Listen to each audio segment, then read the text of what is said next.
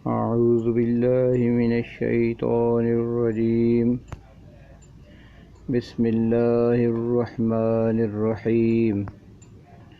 اللهم صل على سيدنا محمد عدد ما في علم الله صلاة دائمة بدوام ملك الله.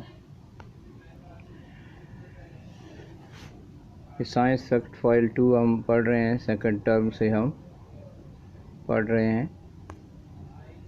اور سلیبس بھی آپ کو لکھوایا جا چکا ہے، اور یونٹ نمبر 4 کا سلیبس تھوڑا سا آپ کو ریوائز کرنا تھا کہ ہم نے پیج 48 49 کا جو 1/4 ہے یہ ہم کر چکے ہیں، اور کل آپ کو ٹیسٹ یور سیلف جو ہے 49 پیج کی وہ بھی کمپلیٹ کروائی ہے.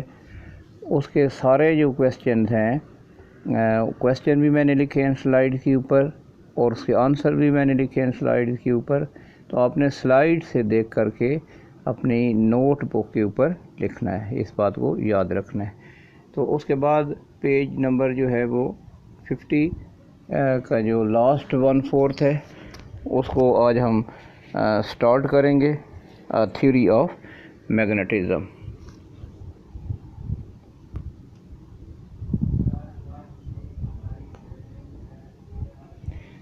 اس کے بعد وہ میگنیٹس اینڈ الیکٹرو میگنیٹس کی تھوڑی سی بات اس میں ریوائز کرنی تھی کہ magnetism is a مسٹیریس force of attraction اور repulsion which appears between magnets and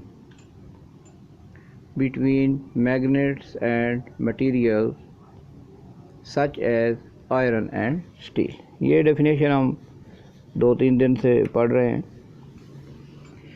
تو پھر اس کو ریوائز کیا دیتا ہوں کہ میگنیٹ ایک وہ فورس ہے جو نظر نہ آنے والی فورس ہے، جو اٹریکٹ کرتی ہے میگنیٹس کو اپنی طرف.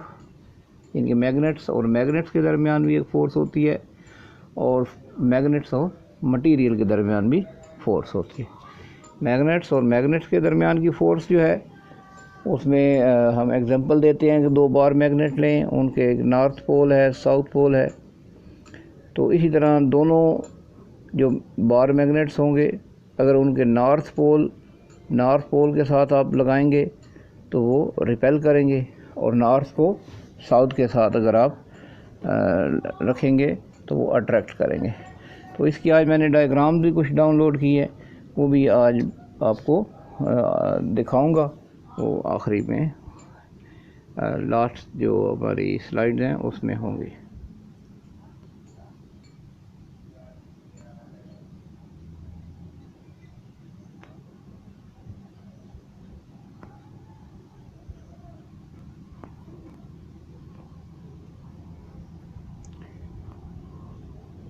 تو آج کا جو ہمارا ٹاپک ہے وہ ہے تھیوری آف میگنیٹزم.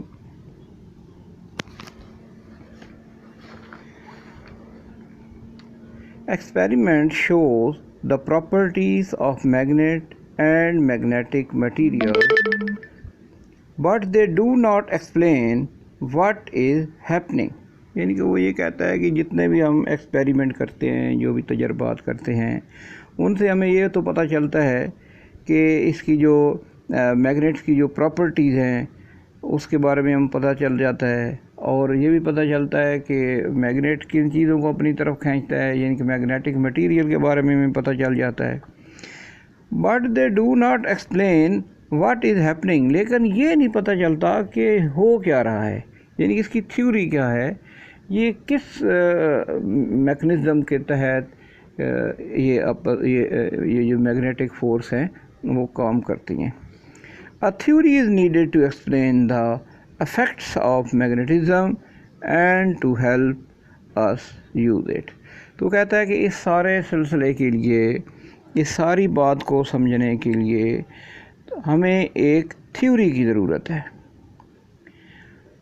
تھیوری وہ چیز ہوتی ہے جس کے اوپر بہت سارے ایکسپیریمنٹس کرنے کے بعد کوئی ایک رزلٹ اخذ کیا جاتا ہے، اور وہ رزلٹ وہ ہوتا ہے جس کے اوپر اس وقت کے تمام جو لوگ ہیں، مثلا اگر وہ سائنس کی تھیوری ہے تو اس وقت کے تمام سائنسدان جو بڑے بڑے سائنٹسٹ ہیں وہ اس بات پر متفق ہیں کہ یہ بات بالکل ٹھیک ہے، اس کو تھیوری کہتے ہیں۔ تھیوری کسی عام بندے کی بات کو تھیوری نہیں کہتے۔ تھیوری بار بار تبدیل بھی نہیں ہوتی۔ تھیوری کو تبدیل کرنے کے لیے بہت زیادہ پھر وہ جو اس ملک کے یا جو سائنٹسٹ ہیں وہ سارے اکٹھے ہوں اور ٹھوس شواہد پیش کریں کہ اس بات میں یہ جو پہلی بات کی گئی ہے یہ غلط ہے، تو پھر امینڈمنٹ ہو سکتی ہے۔ ادروائز کوئی ایک آدھ بندہ اٹھ کے بات کر دے کہ نہیں یہ بات کوئی صحیح نہیں ہے، تو اس بات میں کوئی وزن نہیں ہے۔ تھیوری اس طرح تبدیل نہیں ہوتی، اس بات کو اپنے ذہن رکھنا۔ یہ ایک اتھینٹک ہوتی ہے اور اس کے اوپر بہت زیادہ ایکسپیریمنٹس اور بہت زیادہ تحقیقات کے بعد کوئی بات کی جاتی ہے اور اس کو تھیوری کہتے ہیں۔ امید ہے آپ کو اس کے بارے میں تو سمجھ آ گیا ہوگا۔ تو اس لیے وہ کہتا ہے کہ ہمیں پھر ایک ایسی تھیوری کی ضرورت ہے جس کو ریجیکٹ نہ کیا جا سکتے، ایسی باتیں جو پرماننٹ ہوں۔ تو وہ میگنیٹ کو سمجھانے کے لیے یا اس میگنیٹزم کے پورے اس بات کو، اس کے افیکٹس آف میگنیٹزم یعنی اس کے جو اثرات ہیں، and to help us use it, اور اس تھیوری کی روشنی میں ہمیں اس کا استعمال کے بارے میں بھی پتہ چلے گا۔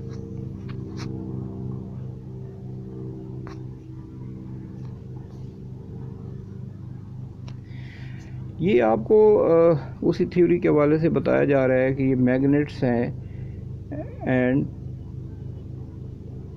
الیکٹرو میگنیٹس، اس کے بارے میں۔ یہ دو بار میگنیٹ ہیں۔ یہ جو فرسٹ ڈائیگرام ہے اس کے اندر آپ دیکھ رہے ہیں کہ ایک طرف جو ہے وہ ایک پول ساؤتھ پول ہے اور دوسرا نارتھ پول ہے، تو یہ آپس میں کیا ہو رہا ہے، اٹریکشن ہو رہی ہے ان کی۔ یہ ایرو کا جو نشان ہے یہ شو کر رہا ہے کہ ان کے درمیان میں اٹریکشن۔ اب دوسری آپ ڈائیگرام آپ دیکھیں اس میں کہ دو بار میگنیٹ ہیں اور دونوں کے جو نارتھ پول ہیں ان کو اکٹھا کیا جا رہا ہے، ان کو سامنے لگایا جا رہا ہے۔ تو آپ دیکھتے ہیں کہ دونوں نارتھ پول جو ہیں وہ اٹریکٹ نہیں کر رہے ہیں، تو ان کی جو فورس ہے وہ دونوں کی جو ایرو کی جو سائن ہے وہ شو کر رہے ہیں کہ دونوں کی فورس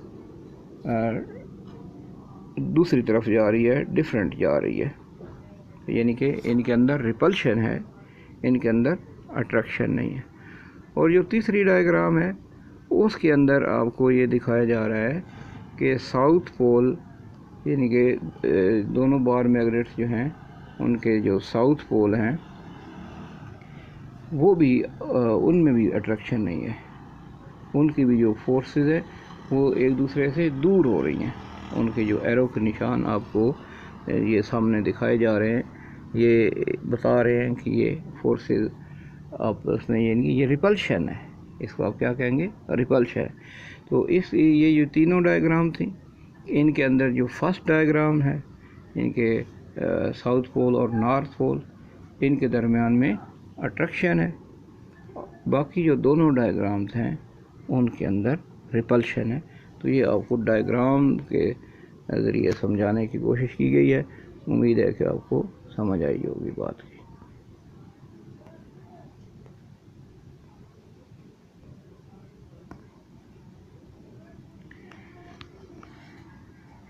اس کے بعد جب ہم تھیوری کی بات کر رہے ہیں تو اس میں آگے ہے ایکسپورٹنگ تھیوری میں کیا ہے۔ A magnetized steel rod has a N pole at one end and S pole at the other، یعنی کہ نارتھ اور ساؤتھ دو پول کے نام دیے گئے ہیں۔ وہی ایک سٹیل راڈ ہے، اس کو نارتھ اور ساؤتھ پول کے دو نام دیے گئے ہیں۔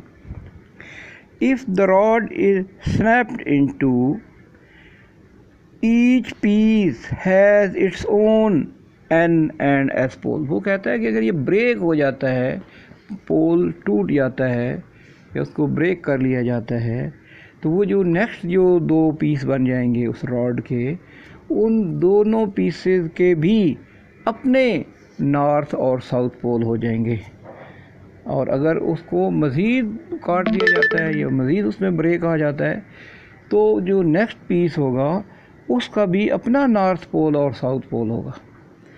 تو اس سے بات یہ سمجھانے کی کوشش کی گئی ہے کہ ایک میگنیٹ ہے, راڈ ہے, اس کا ایک نارتھ پول ہے, ایک ساؤتھ پول ہے. اگر وہ راڈ ٹوٹ جاتا ہے یا اس کو درمیان میں سے کاٹ دیا جاتا ہے, تو جو دو اس کے پیس بن جاتے ہیں, ان دونوں پیسز کے پھر اپنے علیحدہ سے نارتھ پول اور ساؤتھ پول ہو جائیں گے. اور اگر پھر ان کو مزید کاٹ دیا جاتا ہے, تو پھر جو نیکسٹ جو پیس ہوں گے ان کے بھی نارتھ پول اور ساؤتھ پول ہوں گے. یعنی کہ جتنے مرضی پیس ہوں گے, ہر پیس کا اپنا علیحدہ نارتھ اور ساؤتھ پول ہوگا. یہ بات اس کے اندر جو مین بات ہے وہ یہی سمجھانے کی کوشش کی گئی ہے. امید ہے کہ آپ کو سمجھ آئی ہوگی. اس کے ساتھ ساتھ آپ کو کچھ میگنیٹک مٹیریل بھی آج سمجھانا ہے. میگنیٹک مٹیریل کون سا ہوتا ہے اور نان میگنیٹک مٹیریل کون سا ہوتا ہے. تو نیکسٹ سلائیڈ میں ہم دیکھتے ہیں. یہ ڈائیگرام آپ کو دکھائی جا رہی ہے. یہاں پہ یہ دکھایا جا رہا ہے کہ ایک ساؤتھ پول ہے, بار میگنیٹ ہے, اس کا ایک ساؤتھ پول ہے اور نارتھ پول ہے, اور دوسری طرف جو ہے وہ ساؤتھ پول ہے اور نارتھ. تو یہ نارتھ اور ساؤتھ آپ دیکھ رہے ہیں, ان کے درمیان میں اٹریکشن ہے. یہ آپس میں ایرو کے سائن شو کر رہے ہیں کہ ان کے درمیان میں بہت زیادہ اٹریکشن ہے. یہ جو ڈائیگرام نمبر 1 ہے. 2 کے اندر آپ دیکھ رہے ہیں تو نارتھ پول اور نارتھ پول کے درمیان میں, تو یہ ان کی جو مقناطیسیت ہے, جو میگنیٹک فورسز ہیں, وہ ریپلشن ہے, اس کے اندر ریپلشن ہے, ایک دوسرے کو دفع کر رہی ہیں, ان میں اندر کوئی اٹریکشن نہیں ہے. تو یعنی کہ یہ اس ایگزامپل سے پھر آپ کو یہ سمجھا رہا ہوں کہ ڈفرینٹ پول جو ہوں گے وہ اٹریکٹ کریں گے, اور جو سملر پول ہوں گے وہ کیا کریں گے, ریپیل کریں گے. سملر پول ریپیل کریں گے. ٹھیک ہوگی بات.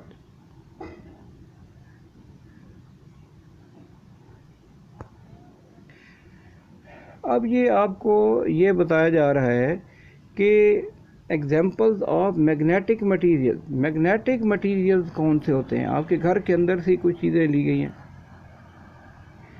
یہ جو نائف ہے یہ ہے, اسی طرح کوبالٹ کائن ہے, اور سٹیل سپون ہے, آئرن نیل ہے, اور یہ سٹیل پیپر کلپ جو ہے آپ کے, یہ عام جنرل وہ چیزیں ہیں جو آپ کو نظر آتی ہیں.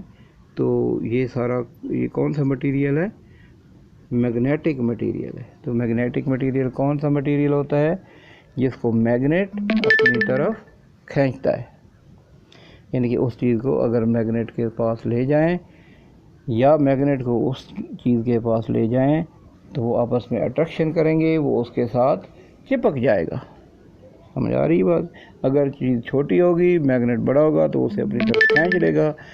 ادروائز اگر وہ چیز بڑی ہے تو وہ اس کے ساتھ اپنی اٹریکشن شو کرے گا, اس کے ساتھ چپک جائے گا.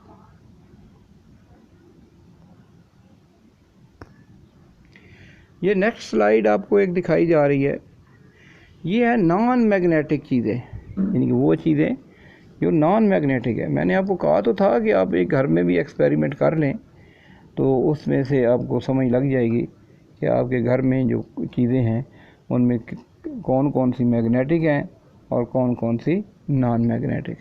تو آج میں نے کچھ آپ کو ڈائیگرام بھی دکھانے کی کوشش کی ہے کہ اس سے آپ کو پتہ چل جائے کہ اس میں سے ہمارے گھر کے اندر جو میگنیٹک چیزیں کون کون سی ہوتی ہیں اور نان میگنیٹک کون کون. یہ کچھ چند چیزیں دی گئی ہیں, ساری نہیں ہیں.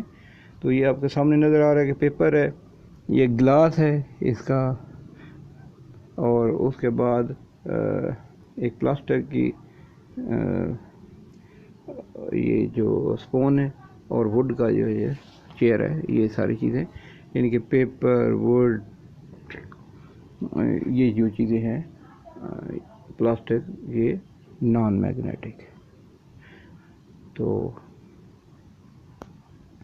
اللہ حافظ. امید ہے آپ کو اس بات کی سمجھ آئی ہوگی کہ آج ہم نے جو پڑھا ہے اس میں یہ ہے کہ میگنیٹک مٹیریلز کون کون سے ہیں، نان میگنیٹک مٹیریلز جو ہیں وہ کون کون سے ہیں. آج آپ کو اس کی ڈائیگرام بھی دکھائی گئی ہے. اس کے بعد جو آج نئی بات تھی وہ یہ تھی کہ ایک تھیوری کی بھی ضرورت ہے.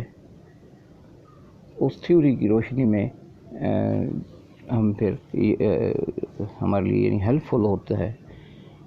لاز بنائے جاتے ہیں اسی تھیوری کی روشنی میں، قوانین بنائے جاتے ہیں، اور وہ جو قوانین ہوتے ہیں وہ بھی تبدیل نہیں ہوتے، وہ بھی پرماننٹ رول بنے ہوتے ہیں. ان کو بھی چیلنج کرنا بہت مشکل ہوتا ہے. تو امید ہے آپ کو ان چیزوں کی سمجھ آئی ہوگی. اللہ حافظ.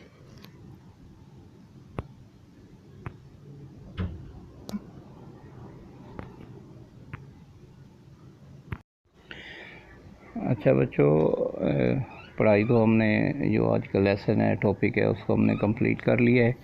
تو کل اسی کے بارے میں مزید تھوڑا سا یوزنگ آف تھیوری ہے، نیکسٹ ٹاپک ہمارا انشاءاللہ، اس کو ہم کل کریں گے. اس کے ساتھ کچھ مزید ڈائیگرامز ہیں، کچھ ایگزامپلز ہیں، وہ بھی آپ کو انشاءاللہ دکھائی جائیں گی. اور پھر اس کے بعد جو نیکسٹ ہوگا اس میں ٹیسٹ یور سیلف کے کویسچنز ہیں، وہ آپ کو لکھوا دوں گا. اب ایسا ہے کہ بچے یہ پوچھ رہے تھے کہ سر ہم یہ کہاں سے لکھیں.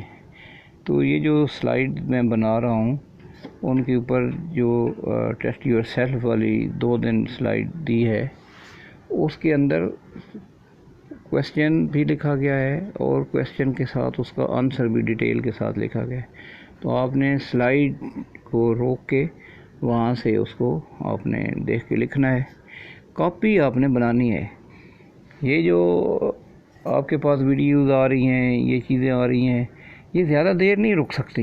ایک تو روز اتنا زیادہ آپ کے پاس مٹیریل آ رہا ہے، بچوں کی اٹینڈنس ہوتی ہیں، وہ سارا کچھ ہو رہا ہے، تو اتنا ڈیٹا سیو بھی نہیں ہوتا.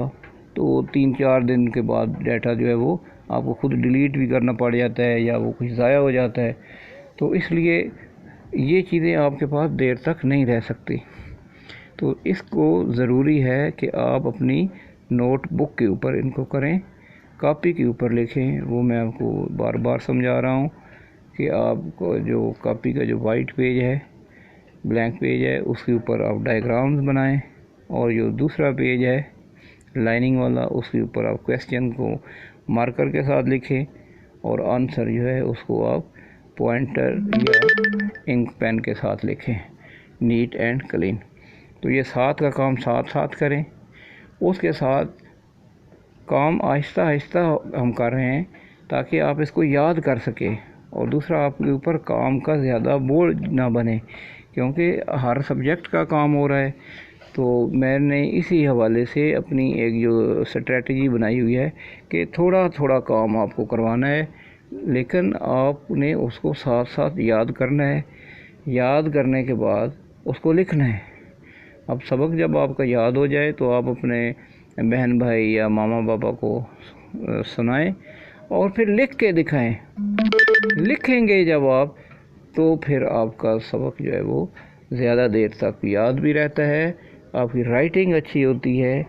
دیکھیں ہمارا جو سسٹم ہے اس میں لکھ کے دکھانا ہوتا ہے. آپ نے پیپر لکھ کے بھیجنے ہیں، آپ کے بورڈ کے جو پیپر ہوں گے وہ آپ نے شیٹس پر لکھ کے بھیجنا ہے. آپ کو بہت اچھا آتا ہے لیکن آپ لکھ نہیں سکتے، یا آپ کی رائٹنگ ہی بہت خراب ہے. تو بورڈ میں جو بندہ آپ کا پیپر چیک کر رہا ہے اس نے آپ کے پیپر کو دیکھنا ہے، اس کے پاس اور کوئی طریقہ نہیں ہے آپ کو جج کرنے کا. تو اپنی رائٹنگ کو اچھا بنائیں. رائٹنگ آپ کی اچھی ہوگی، اس کو آپ مارجن لائن لگائیں، ہیڈنگز دیں، پراپر ڈائیگرامز بنائیں. سائنس کے اندر یہی چیزیں ہوتی ہیں کہ آپ کی ڈائیگرامز ہونی چاہیے، آپ کا اچھا لکھا ہونا چاہیے، ایگزامپلز ہونی چاہیے، اس کی ڈیفینیشن ہونی چاہیے. یہ چیزیں ہوں ایک کویسچن کے اندر تو اس کے میکسیمم مارکس ملتے ہیں. تو آپ نے بھی اپنا کام بہت اچھے طریقے سے کرنا ہے، نیٹ کام کرنا ہے. اوکے، اللہ حافظ.